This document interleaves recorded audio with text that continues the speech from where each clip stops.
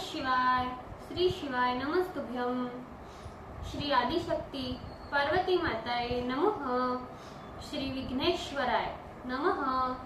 श्री लक्ष्मी नारायणे नमः। श्री सरस्वती ब्रह्माय नमः।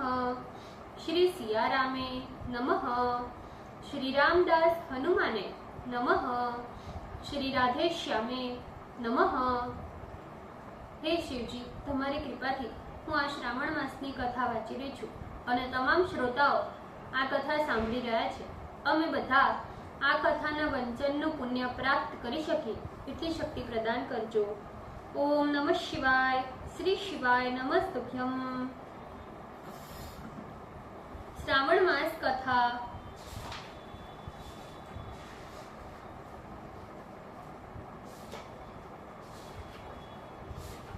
नवम अध्याय। ईश्वर ने कहा, हे सनत कुमार, अब शुक्रवार की कथा कहता हूँ, जिसे प्राणी श्रद्धा से सुनकर समस्त विपत्तियों से छुटकारा पा जाता है। पांडव वंश में उत्पन्न एक सुशील नाम वाला राजा था। उसने बहुत प्रयत्न किए लेकिन पुत्र नहीं हुआ। उसकी सुकेशी नाम की पत्नी सर्वगुणों से युक्त थी। जब पुत्र प्राप्त नहीं हुआ तो वो महती चिंताग्रस्त हुई। वो स्त्री स्वभाव के कारण प्रत्येक महीने में कपड़े के टुकड़ों को अपने उदर में बांधकर पेट की वृद्धि करती थी। इस तरह दुस्साहस के कारण स्वप्रसूति के अनुसार सुकेशी गर्भिणी को खोजती रही। प्रारब्ध से पुरोहित की पत्नी को उसने देखा। उस समय वो गर्भवती थी। कपटी राजा की पत्नी ने प्रसव समय में दाई के कार्य करने वाली अन्य किसी स्त्री को इस काम के लिए नियुक्त किया।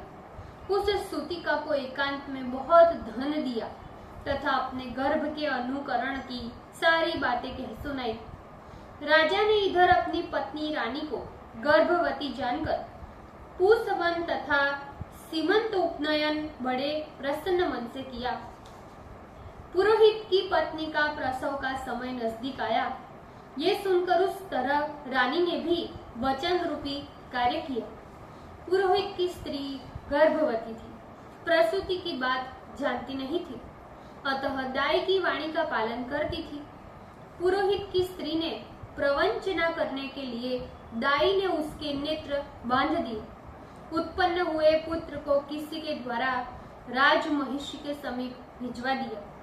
इस प्रकार राजमहिषी के समीप पुत्र का जाना कोई नहीं जान सका। रानी ने पुत्र ग्रहण कर लिया कि मुझे लड़का हुआ है और सब जगह खबर फैला दी। इधर दाई ने पुरोहित की पत्नी के नेत्र बंधन खोले। वो अपने साथ मांस की एक पिंडी भी लाई थी। पुरोहित की पत्नी को उसी को दिखाया तथा विस्मित और खेद युक्त वाणी को भी प्रसूतिका आप ही कहने लगी, यह अनिष्ट हुआ है। पतिदेव से कहकर इसकी शांति करवाना। पुत्र तो नहीं हुआ है, परंतु आप भाग्य से जीती रहो। पुरोहित पत्नी को प्रसव स्पर्श चिंता हुई, क्या इसने कपट किया है? यू संदिग्ध अवस्था में थी।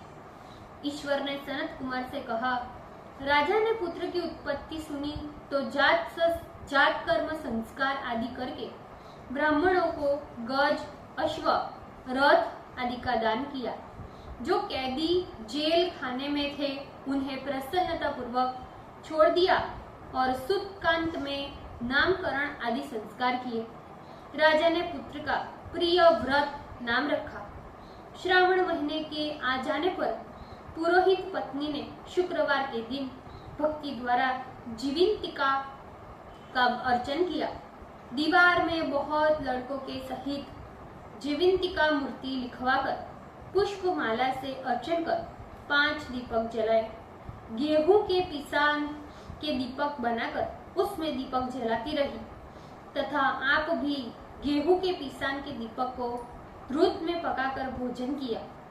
अक्षत फेंक कर कहा, जहाँ भी मेरा लड़का हो, हे करुणा निधे, हे जीवंती, उसे रक्षित रखना।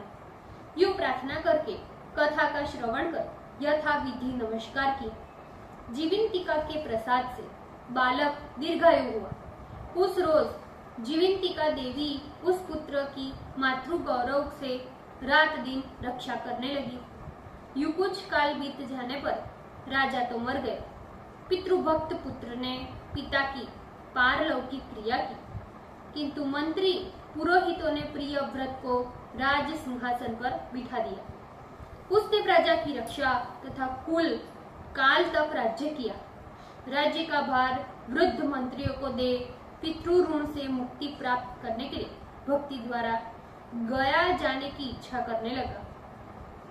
उसने राजकीय वेश छोड़कर कारपट्टिक वेश बनाकर यात्रा की। रास्ते में किसी गृहस्थी के मकान में निवास किया। उसी रोज उसकी पत्नी को पुत्र हुआ। इसके पूर्व उसके 5 पुत्रों को क्रमशः षष्ठी देवी मार चुकी थी। इस प्रकार लड़के के हो जाने पर 5वें रोज राजा वहां गया था। राजा ने शयन किया तो जब रात षष्ठी देवी बालक ग्रहण करने आई, तब षष्ठी देवी को देखकर जीवंतिका ने कहा, हे षष्ठी देवी, इस राजा को लांग कर मत जाना। ये जीवंतिका के मना करने पर जैसे षष्ठी देवी आई वैसे ही खाली हाथ चली गई। उसने 5वें रोज पुत्र को जीवित देखकर और राजा को लड़के के जीवन दाता जानकर राजा से प्रार्थना की, हे राजन, आज कल रोज मेरे मकान पर आप ठहरे, क्योंकि हे प्रभु, आपकी दया से ही ये मेरा छठा पुत्र जीवित है। गृहस्थ की ऐसी प्रार्थना सुनकर प्रियव्रत ने वहां निवास किया। फिर गया जानकर पिंड देने लगा। वहां विष्णु पद पर पिंड को देते हुए आश्चर्य हुआ कि जब पिंड ग्रहण करने के लिए 2 हाथ निकले। ऐसी घटना देखकर वो भूपति तो विस्मय तथा संदेह में पड़ गया। क्या करूं? ब्राह्मण आज्ञा से राजा ने विष्णु पद पर ही पिंड दिया। फिर किसी सत्यवादी ज्ञानी ब्राह्मण से पूछा कि ऐसी बात कैसे हो गई। उसके पूछने पर ब्राह्मण देव ने कहा, हे राजन, ये दोनों हाथ पिता के हैं। ऐसा क्यों हुआ? इसकी जानकारी के लिए तो घर में जाकर माता से पूछो। इसकी बातें माता ही कहेगी। राजा तो चिंतित तथा दुखी हो मन में अनेकों तरह के विचार करने लगा। यात्रा पूरी करके जब वो लड़का राजा के पहुंचने से जीवित हुआ था, वहां जाकर उसी दिन उस गृहस्थी के घर पुत्र जन्म का 5वां रोज था। वो स्त्री प्रसूता थी। इसके दूसरे दिन लड़का हो जाने पर रात के समय षष्ठी देवी पुत्र को ग्रहण करने आई। षष्ठी देवी को जीवंतिका ने पुनः मना किया तो षष्ठी देवी जीवंतिका से कहने लगे, हे जीवंतिके, आपको इसकी क्या आवश्यकता रहती है तथा कौन सा ऐसा व्रत इसकी माँ करती है जिस कारण आप रात दिन इसकी रक्षा करती रहती हो। षष्ठी देवी की ऐसी वाणी सुनकर जीवंतिका कुछ हंसती हुई कहने लगी, राजा भी रात दिन इस निमित्त की जानकारी के लिए जागा हुआ था और सोने का बहाना किए हुआ था। उसी समय राजा ने उन दोनों की बातें सुनी। हे षष्ठी देवी, इसकी माँ श्रावण महीने में शुक्रवार के रोज मेरा पूजन तथा व्रत के जो सभी नियम करती है, उसी नियमों को मैं आपसे कहती हूँ। इसकी माँ हरे वर्ण का कपड़ा पर चोली नहीं ग्रहण करती और हरे वर्ण की कांच की बनी चूड़ी भी अपने हाथों में ग्रहण नहीं करती। चावल के धोवन के जल को कभी नहीं लांघती। हरे पल्लव के मंडप के नीचे नहीं जाती। हरे वर्ण का हो जाने से करेला साग नहीं खाती। यही सब मेरी प्रसन्नता के लिए करती है। इसी कारण इसकी मैं निरंतर रक्षा करती हूँ तथा इस लड़के की भी रक्षा करती हूँ। ये सब राजा सुनकर सुबह अपने नगर में गए। स्वागतार्थ वहां राजा के नगरवासी तथा देशवासी प्राणी आए। राजा ने माता से पूछा, हे माता, आप जीवंतिका व्रत करती है तो उसकी क्या विधि है?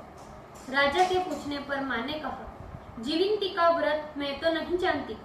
राजा ने गया यात्रा के फल प्रत्यार्थ ब्राह्मणों तथा सुवासिनी को भोजन कराने की अभिलाषा प्रकट कर उन सुवासिनी ब्राह्मणों के यहाँ हरे वस्त्र, हरी चोली और हरे कांच के कंगन आदि परीक्षार्थ भिजवाए। दूत ने यहाँ यह कहा कि आप सब राजा के घर में भोजनार्थ आए। पुरोहित की पत्नी राजदूत से कहने लगी, मैं हरे रंग के कोई भी चीज नहीं लेती हूँ। पुरोहित की पत्नी की ऐसी वाणी सुनकर राजा के दूत ने जाकर कहा, राजा ने पुरोहित की पत्नी के लिए रमणीक लाल वर्ण के कपड़े आदि भेजे। पुरोहित की पत्नी उन सभी चीजों को ग्रहण करके राजा के घर आई। वो पूरब वाले दरवाजे पर चावल का धोवन, जल तथा हरे वर्ण का मंडप देखकर वह स्त्री अन्य दरवाजे से आई। राजा ने ये भी देखा और पुरोहित की पत्नी को नमस्कार किया और नियम का पालन का कारण बताया। राजा को देखकर उसी समय उसके स्तन से दूध बहने लगा। उस स्तनों की दुग्ध धारा से वो राजा अच्छी प्रकार सिंचित हो गया। गया जी में जो 2 हाथ निकलने से तथा रास्ते में गृहस्थी के यहाँ देवी से बातचीत से और स्तनों से दूध बहने मात्र से राजा को विश्वास हो गया कि यही मेरी माता है।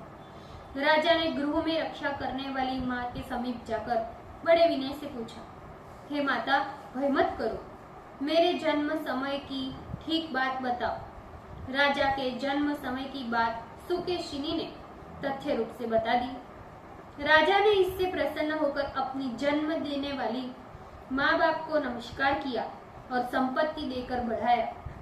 इससे दोनों बड़े आनंदित हुए। एक दिन रात में जीवंतिका ने प्रार्थना की कि हे जीवंतिका, मेरे जन्म देने वाले पिता है तो गया में 2 हाथ क्यों निकले?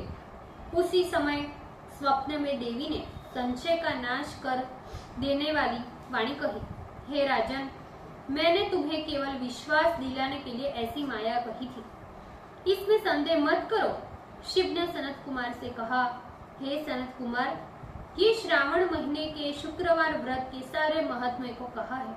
इस व्रत को करने मात्र से प्राणी सब इच्छाओं को प्राप्त कर लेता है। ओम नमः शिवाय। श्री शिवाय नमस्तुभ्यम। भूल चूक माफ करजो शिवजी। આજના શ્રાવણ માસની કથાનું પુણ્ય મને પ્રદાન કરજો શિવજી। ઓમ નમઃ શિવાય। શ્રી શિવાય નમસ્તુભ્યમ।